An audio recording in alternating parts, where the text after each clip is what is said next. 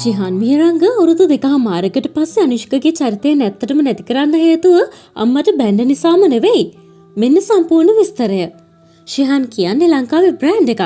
ඒ brand එක සිරස superstar නිර්මාණය කළාට පස්සේ වැඩි වශයෙන්ම කෙල්ලෝගේ නමටත් ආදරය කරන්න පටන් ගත්තා. ඒ නිසාම ඔහු සීන කුමරා යන විරුදාවලියෙන්ද ජනප්‍රිය වුණා.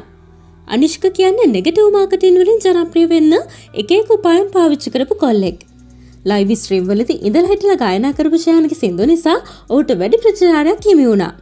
ඒ කටහඬ ලස්සන නිසාමත් නෙවෙයි, ඔහුගේ අනුකරණේ අමුතුම රසයක් තිබුණ නිසා.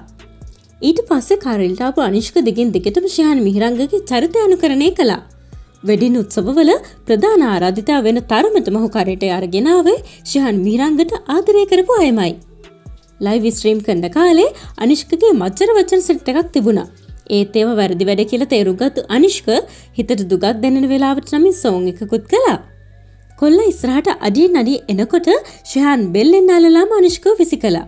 ඒක වැරදි හදාන්න ඉස්සරහට ආපු අනුෂ්ක අල්ලලා පොළවේ ගැවුවා වගේ එකක්. අනුෂ්කට මේ වෙලාවේ තියෙන ප්‍රශ්නය වෙච්ච වැරදි වලට සමාව දුන්නු ශිහාන් එකපාරටම අවුරුදු 2.5කට පස්සේ තමම බිමට ඇදලා දැම්මේ ඇයි කියන එක. ශිහාන් මිහිරංගට උනත් ඉරිසියාවක් ඇති වුණාද? සමාව දුන්නු දේවගතිය නැති වුණේ ඇයි?